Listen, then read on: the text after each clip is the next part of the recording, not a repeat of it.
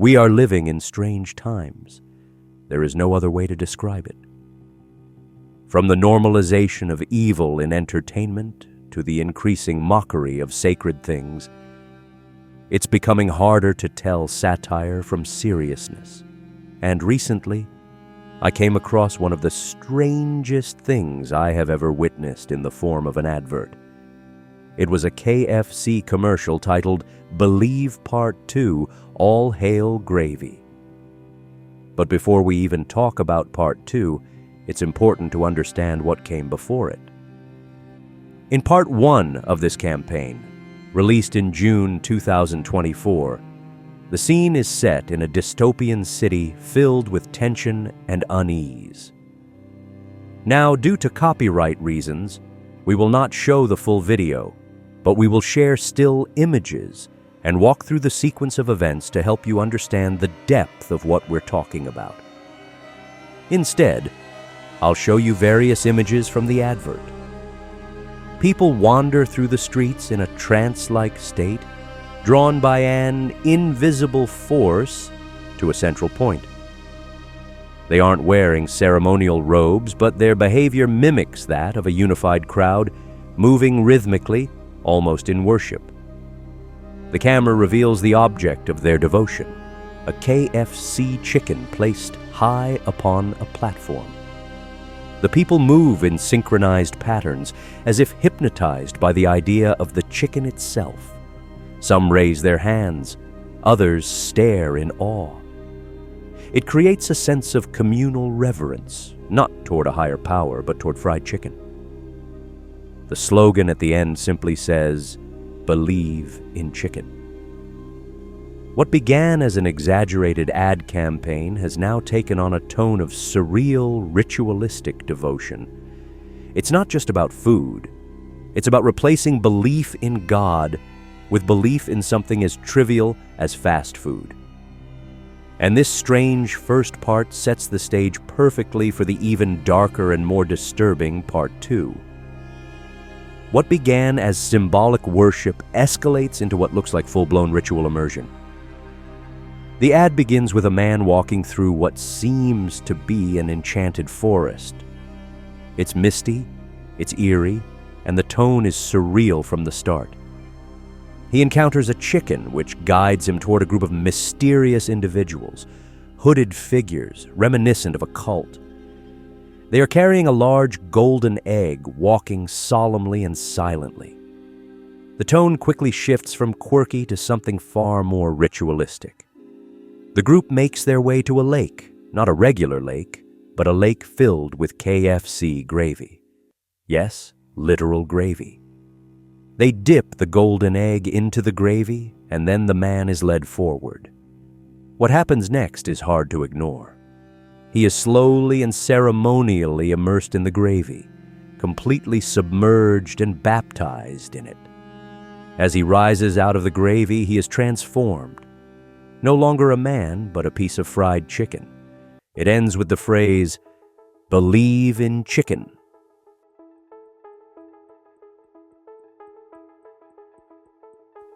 This ad has triggered an overwhelming number of responses online.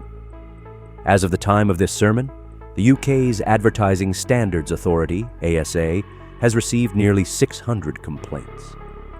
That is not a small number. And when you go to the YouTube video and scroll down to the comments section, you'll find that this isn't just Christians who are concerned. People from all walks of life, of various backgrounds and beliefs, have described this advertisement as ritualistic, dark, and disturbing. Let's read through the comments. This was all sorts of satanic. I cannot possibly imagine how any person thought this was a good idea. Many of the comments include Bible verses. You will know them by their fruits. Matthew chapter 7, verse 16. Even people who don't profess Christ were disturbed by the ad. Now, I am not a 100% religious, but I recognize the devil when I see him. Best place to hide a secret is in plain sight. Never eating KFC again? I rebuke this in the name of Jesus Christ. Disgusting advert. I will never eat KFC ever again. Let's be clear, this isn't just about being sensitive or overly religious. It's about recognizing when a line is crossed. Many have pointed out that the gravy baptism strongly resembles a Christian baptism ceremony. Baptism is one of the most sacred ordinances in our faith. It represents death to sin and resurrection into a new life with Christ. It is not just a symbolic act. It is holy. So when that imagery is used to symbolize a man becoming fried chicken in gravy, it's not just a joke. It's a mockery. Even people who aren't religious have noted how unsettling the tone of the ad is. It's not funny. It's not clever. It's disturbing. There's a darkness that lingers throughout the entire piece, almost like a parody of spiritual devotion. And the tagline, "Believe in chicken," takes it one step further. Believe? Really? What we are seeing is more than just bad taste. It is the slow, consistent devaluation of spiritual things. As I watched the commercial, I found myself asking a genuine question. Who thought this was a good idea? Who sat in a boardroom, saw the storyboards of a man getting baptized in gravy, and said, "Yes, this is brilliant"? This wasn't made overnight. It was conceptualized, approved, shot, edited, and released with the intention of going viral. But at what cost? Yes, they could have made a commercial that simply highlighted how delicious their food is. They could have done something fun, light-hearted, and creative, without evoking religious imagery or casting shadows of a cult-like worship. But they didn't. They chose this. And that choice says something about the state of our culture. It shows a willingness to parody the sacred for the sake of a laugh, or even worse, for profit. It shows a deep spiritual blindness that cannot discern holy from unholy, light from darkness. And it shows how normalized this kind of imagery has become. But what's encouraging is that many people have picked up on it in the comments section. Isaiah chapter 5 verse 20 says, "Woe to those who call evil good and good evil, who put darkness for light and light for darkness." We are being desensitized, slowly, steadily, and subtly. First, it's a joke. Then it's a commercial. Then it's a movie. Then it's a lifestyle. Until we find ourselves living in a world that no longer blushes at blasphemy. How did we get here? It begins when people no longer fear God. When His name is reduced to a punchline. When baptism becomes a gimmick. When belief is mocked and turned into a marketing slogan. We are warned in 2 Timothy chapter 3, verse 1-5. "This know also, that in the last days perilous times shall come. For men shall be lovers of their own selves, covetous, boasters, proud, blasphemers, disobedient to parents, unthankful, unholy, without natural affection, truce breakers, false accusers, incontinent, fierce, despisers of those that are good, traitors, heady, high-minded, lovers of pleasures more than lovers of God, having a form of godliness, but denying the power thereof. From such turn away." Doesn't that describe the world we live in? People are no longer content with enjoying something. They want to worship it. Entertainment isn't just entertainment anymore, it's sacred to some. Products, celebrities, and even social media influencers elevated to godlike status.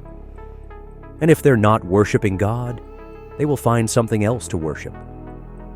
That's the sobering truth of our time. The human heart is designed to worship, and if it turns away from its Creator, it will pour that devotion into created things. We see it all around us. People queuing for hours for a sandwich, obsessing over the latest trend, bowing to culture, and building their identity around what they consume. Now you may ask, isn't this just an overreaction to a silly commercial? But here's the problem.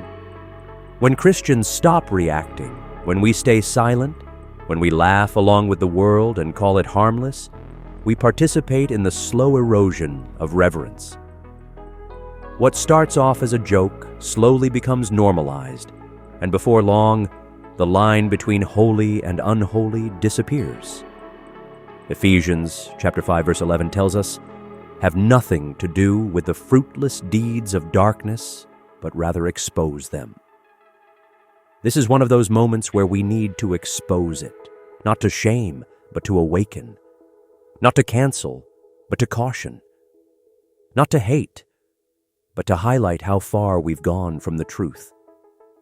The moment we accept everything in the name of being open-minded or tolerant, we risk becoming numb to the sacred.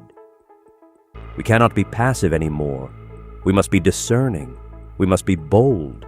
And we must be willing to speak out, even when it seems unpopular. Silence is not always neutral. It can be agreement in disguise.